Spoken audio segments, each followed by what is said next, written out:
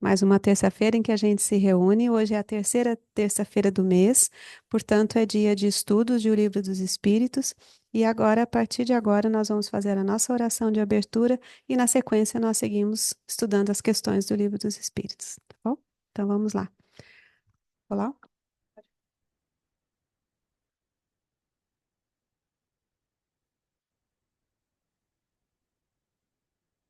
Mestre amado, Mestre Jesus, e vamos rogar.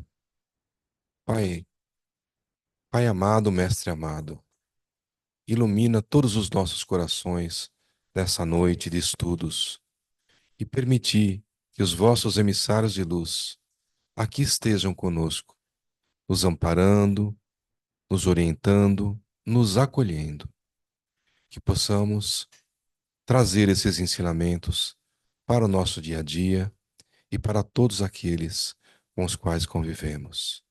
Que o manto de amor da querida Mãe Maria nos abrace a todos. Ave Maria, cheia de graça, o Senhor é convosco. Bendita sois vós entre as mulheres.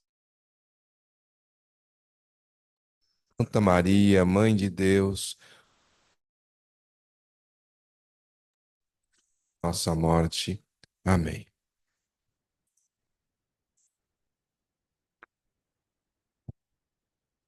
Bem, é o melhor que dá para fazer nesse momento.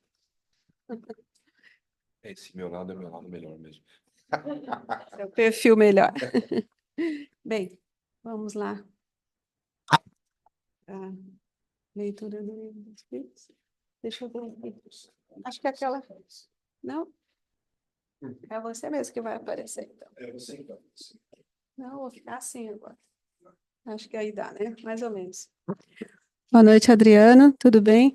Adriano, para quem não sabe, é o presidente deste centro. Hoje, em especial. Peraí, deixa eu colocar aqui. Ele está nos Boa noite. assistindo de casa. Então, é isso.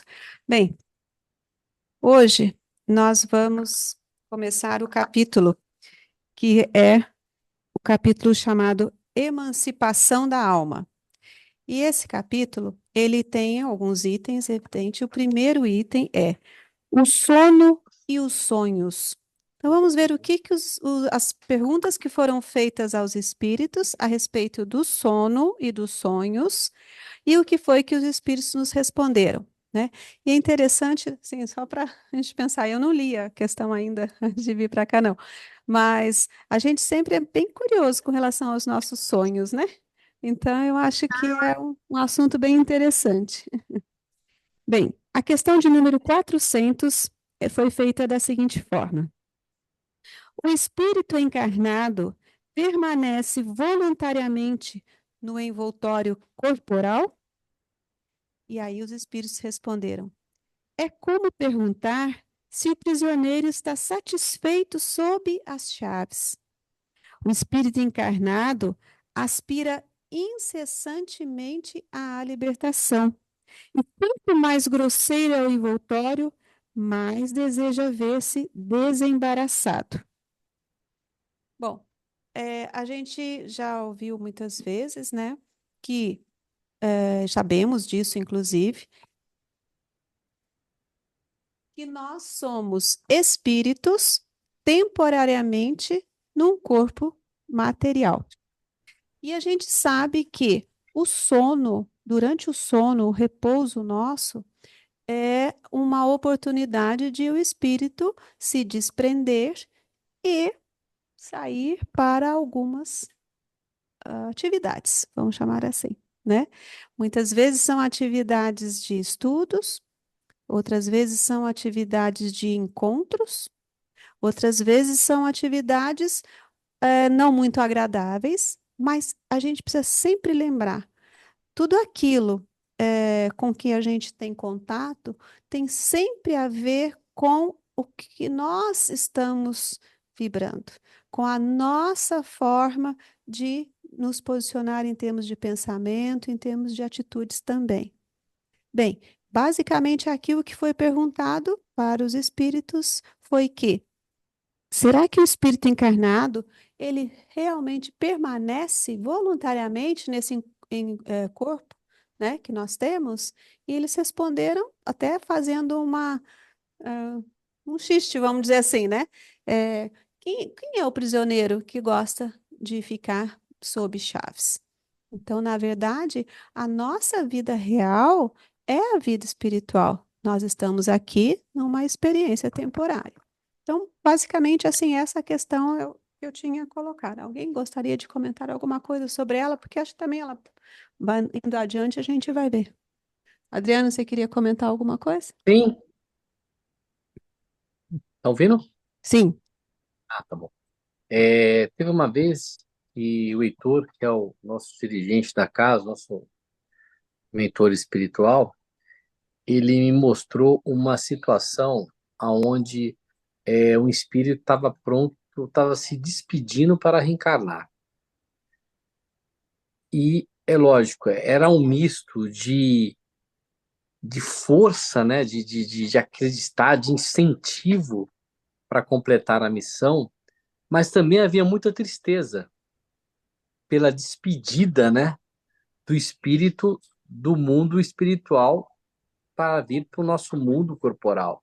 Então, eu sentia muito medo do espírito, ele demonstrava esse medo, né? E principalmente a tristeza daqueles que ficam e o medo do espírito não completar a missão, né? A nossa função, nós encarnamos, ninguém encarna para sofrer, ninguém busca o processo da encarnação para um sofrimento. Nós encarnamos por amor. Muitos, mas aquela pessoa que vai encarnar em um corpo deficiente, ela tem um processo, provavelmente com os pais, aonde há um encontro, né? A gente vê, passamos um livro aí que a gente estava lendo, que tinha muito esse resultado dos encontros, né? Entre espíritos para aceitação dos pais. Então, assim, às vezes, ou o pai ou a mãe, é reticente, mas o outro tem muito amor para doar para aquele espírito e aceita o como ele é, auxiliando na prova. Então, assim, ninguém usa a encarnação para sofrer. Nós usamos a encarnação para evoluir e o maior incentivo para encarnar é o amor. Exemplo, sei lá, você desencarnou e o seu filho também. Só que, melhor, antes de você, do seu filho desencarnar, ele se perde no mundo da droga. E ele fica perdido. E você tem a oportunidade de reencarnar novamente com aquele filho e auxiliá-lo. Ninguém pensa duas vezes. Não, acho que eu vou ficar aqui nesse plano espiritual muito tranquilo. Você vai ajudar, você vai se dedicar, você vai querer ir por amor, né? Por isso que eu coloco a questão do não há o sofrimento. Nós não estamos na Terra para ter um sofrimento. Às vezes, nos colocamos em situações para um aprendizado e, às vezes, ou melhor, consequentemente, existe o sofrimento. Até uma frase que a gente sempre repete. Na vida espiritual, há duas formas que você procura a vida espiritual: na dor ou no amor. A grande maioria busca pela dor, por uma perda, por uma dor, por uma saudade. E aí você. São poucos que buscam pelo amor. Os que ficam, ficam pelo amor. Mas a sua primeira busca, a grande maioria, é pela dor. Então, a nossa encarnação é um processo de evolução e não de castigo.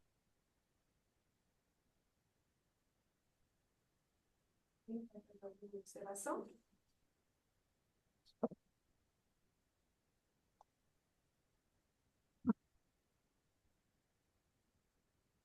Tem um outro livro da codificação do Kardec, que se chama Evangelho segundo o Espiritismo. Acho que a maioria conhece. E nesse livro tem uma lição que fala desse assunto, chamada A Melancolia.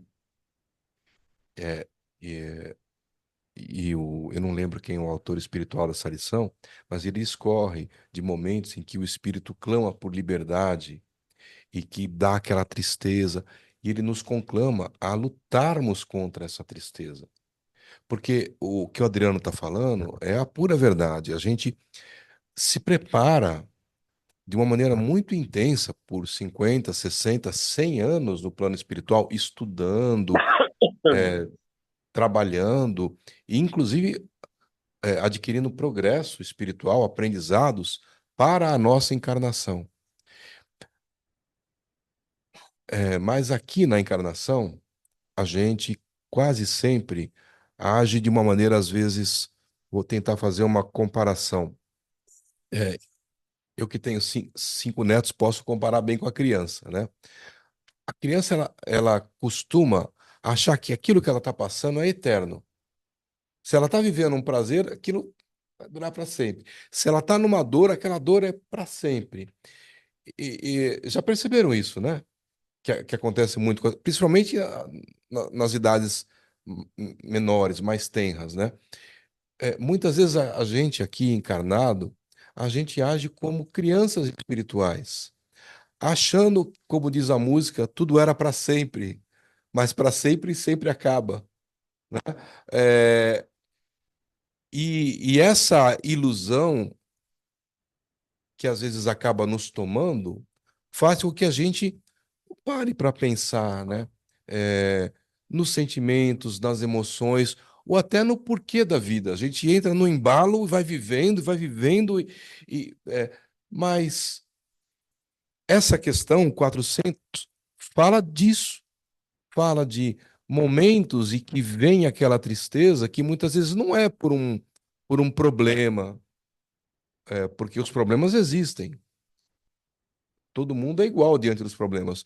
Todo mundo sente o baque do problema. Agora, sentir o baque é uma coisa. Sofrer, se entristecer é é diferente, né? Essa lição fala disso. É normal que a gente sinta essa melancolia de vez em quando, mas qual é a proposta?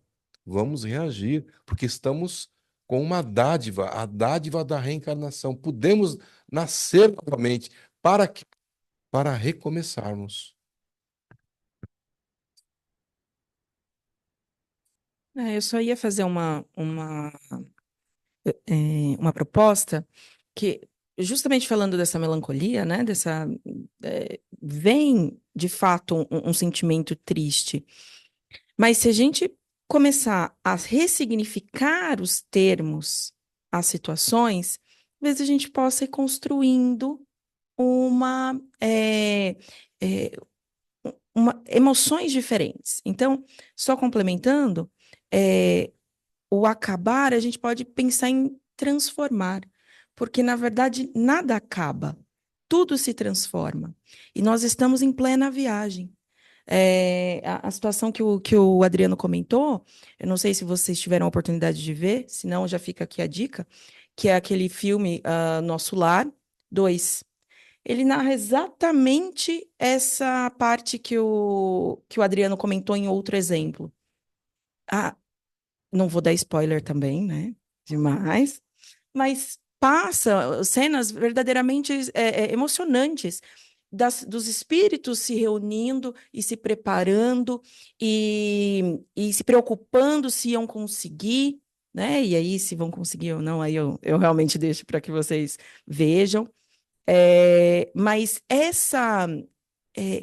essa atitude, essa sensação de aprendizes, isso acontece na nossa vida encarnada e na nossa vida desencarnada. Né? Nós somos viajores. Nós estamos aqui agora encarnados, mas nosso espírito está aqui. Quando desencarnarmos, vamos para o plano espiritual. E aí este vaso descansa, ele volta para a terra de onde ele veio. Então, há uma transformação. E os ciclos, eles são justamente para que aconteçam essas transformações. Enquanto estamos aqui, temos as questões encarnados, né, que é tão importante. Quando estivermos lá, questões desencarnadas, questões espirituais. Por isso também que a gente tem visto no nosso dia a dia essa sensação que a gente tem de o tempo está passando muito rápido, as questões de saúde mental, né? Então, por exemplo, ansiedade, etc. Tudo isso vem para a gente também refletir o quanto nós precisamos viver o momento com as situações do presente. Porque quando estamos dormindo, o nosso espírito toma o seu lugar e vai viver as experiências que são permitidas de forma limitada. Depois voltamos, revivemos, transformamos, até o dia que nós nos despedimos desse vaso temporário e seguimos com a nossa alma, né, com o nosso espírito, que é imortal. Então, talvez a proposta seja: vamos transformar esta dor, né, do o acaba em esperança porque transforma. É difícil falar muitas vezes das despedidas, né? Mas se a gente pensar que somos viajores, nos despedimos daqui para lá, nos despedimos de lá para cá. Então, estamos sempre viajando e tentarmos ser felizes nas posições que estivermos, porque nós vamos trocar invariavelmente.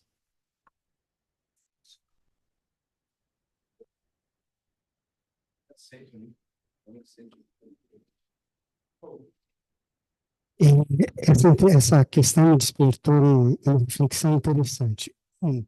Como já foi dito aqui por todo mundo, começou pela frente, todo mundo, de certo modo, tocou nesse ponto, é uma lei natural, o fato, uma das leis naturais, é o fato do espírito ser imortal. O corpo físico, o corpo material, não. Ele perece, por isso a gente desencarna e encarna novamente. Mas o espírito é imortal. Qual é o objetivo? Essa é outra lei natural. Qual é o objetivo do espírito? É evoluir e chegar num ponto de evolução, tá? Em que ele atinja, se não a perfeição, alguma coisa muito próxima da perfeição. Que eu, particularmente, imagino que todos nós, como encarnados, não temos ideia que ponto é esse. Talvez estejamos tão distantes que a gente não tem ideia. E aí o que acontece? A gente precisa aprender, né? E por isso também eu pego essa questão para reiterar a importância da gente estudar, entender as leis naturais, e o espiritismo codificado é um caminho para isso, porque ele nos traz o esclarecimento, a luz e as verdades. A gente precisa aprender isso, por quê? Porque a gente sabe, essa é outra lei natural, que o veículo para a evolução, que é o objetivo de todo espírito, são as encarnações. Então a gente encarna para isso. Muito se usa essa imagem.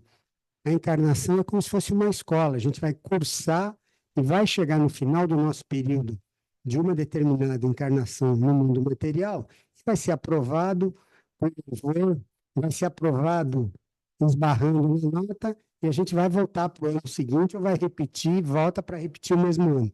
Então, o instrumento dessa evolução são as sucessivas encarnações. Qual é o gancho que eu faço disso com essa resposta? A resposta é que foi dito que qualquer espírito é natural que ele aspire à libertação. E a libertação verdadeira vem do quê? Vem da evolução espiritual. Porque à medida que você atinge um determinado patamar, você não precisa mais encarnação no plano material e vai viver plenamente a nossa verdadeira pátria, que é o mundo espiritual. Daí a importância da gente entender isso e valorizar a encarnação.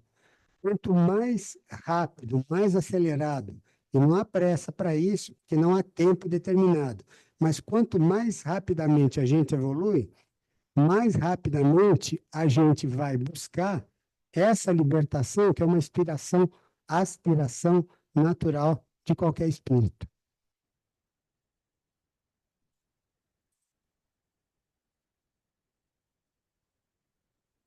Dentro desse contexto, a reencarnação é uma escolha ou é uma determinação?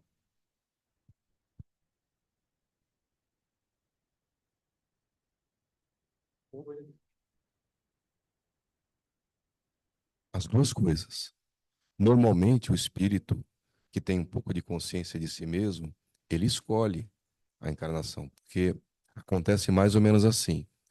O espírito desencarna ainda premido pelas ilusões, aqui por aquela sensação da tudo era para sempre, que eu falei da criança, né? E aos poucos, no mundo espiritual, ele vai recobrando a sua consciência, alguns mais rapidamente, alguns demoram muito tempo. A gente vê aqui alguns espíritos que se manifestam em sessões de tratamento aos espíritos, que às vezes, se comparados numa agressão, numa ofensa, é, no desejo de vingança, 200, 300, 500 anos parados. Hoje eu estou nas músicas, como a outra música que fala, fica batendo parado naquela estação, né? Ali, né? Mas chega uma hora que o espírito dá conta de si. Ele fala, puxa vida, nossa, como eu falei hoje para minha esposa, foi mal o que eu fiz, hein? Desculpa. Ele começa a falar, eu perdi a oportunidade, caramba, olha o que eu fiz. E aí ele começa a pedir pela reencarnação e essa reencarnação começa a ser trabalhada por espíritos superiores a ele. Agora, há outros espíritos que se encontram num estado de perturbação tão grande, a menor parte, no plano espiritual e causando tantos males, ou também sofrendo tanto, que existem muitas perseguições no mundo espiritual, que aquela reencarnação se torna obrigatória. São casos das chamadas reencarnações compulsórias. Normalmente, esses casos, o espírito reencarna por pouco tempo, ele não fica muito tempo, né? Mas acontece as duas situações. O normal é o espírito desejar a encarnação, se preparar e vir, apesar de muitas vezes ele malograr, ele fracassar, né? Por que se deixa fracassar? Porque Deus quer que nós sejamos os construtores do progresso. O Nivaldo falou bem. Por que nós reencarnamos? Em função de uma outra lei natural, que é a lei do progresso. Todos nós estamos fadados a progredir. Inclusive, há encarnações que, quando o espírito está comprometendo muito e adquirindo outras provas, ele é retirado da encarnação antes da hora, pelos protetores dele, para que ele não se prejudique mais ainda. Como também, na maior parte das vezes, ao contrário. Ele está indo bem, ele está progredindo, são concedidos mais anos de encarnação, é o que a gente chama de moratória. Não sei se eu viajei um pouquinho na resposta, se eu esclareci. Eu vou te dar a minha visão particular, né, baseada aí nos estudos, essa coisa toda. A encarnação em si, ela não está diretamente ligada a uma escolha do espírito que vai reencarnar e nem uma imposição da espiritualidade por si só. Na verdade, ela é uma lei natural. Ela acontece e ponto. Deus, na sua sabedoria, Deus é o ser perfeito, ele criou, eu vou chamar de sistema. O título não é próprio, mas para tentar deixar mais claro o entendimento. Ele criou isso como uma lei natural. Então, todo mundo tem que passar pela reencarnação, porque o objetivo é evoluir e o instrumento da evolução são os períodos encarnatórios. Então, desse ponto de vista, não está diretamente relacionado com escolha, como imposição.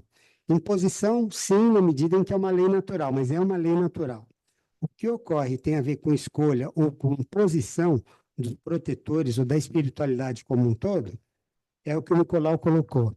Então, quando a gente está desencarnado, e você entende que a lei natural, você só progride através da encarnação, e, portanto, você tem que passar pela encarnação, quando você adquire essa consciência, aprendendo isso no plano espiritual, aí sim, entendendo isso tem que ocorrer, aí entra a questão da escolha. Você tem imperfeições para depurar naquela encarnação. E aí, até certo ponto, você tem a liberdade de escolher se você vai passar dessa forma, se você vai passar daquela forma. Mas isso vai ocorrer com os espíritos que já adquiriram a consciência de que a encarnação é uma lei natural. Tem alguns espíritos bem menos evoluídos e muito duros que não aceitam a ideia da reencarnação, e esses, então, acontece o que o Nicolau falou. Por vezes, a benefício deles, a reencarnação é compulsória, sem nenhum tipo de escolha. Aliás, ele não queria reencarnar.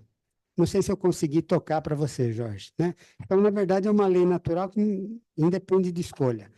Quando você entendeu que você tem que passar por ela, aí abre o espaço para você, em determinada medida, fazer escolhas para a tua futura encarnação. Vejam como a gente para nas questões, né? Elas dão oportunidade para vários comentários, vários pensamentos, né? Esse livro que a gente está lendo, o Livro dos Espíritos, ele tem uma parte que fala das leis naturais. E lá são descritas as leis naturais mais básicas. Mas no corpo todo do Livro dos Espíritos, há menção a uma lei natural também, que é a lei do livre-arbítrio. A lei do livre-arbítrio é essa parte que faltou eu complementar, é justamente a possibilidade que cada um tem, que diferencia ele do estado animalesco, que é de escolher o que ele quer, escolher o que ele vai fazer. E com essa escolha, ele receber as consequências da escolha, sejam o progresso ou sejam as dores dessa escolha. E a encarnação, ela vem no escopo também, no bojo desta lei do livre-arbítrio. Eu, como tenho que progredir graças, modo de dizer, né? O ser humano, como tem que progredir graças ao seu esforço próprio, então, puxa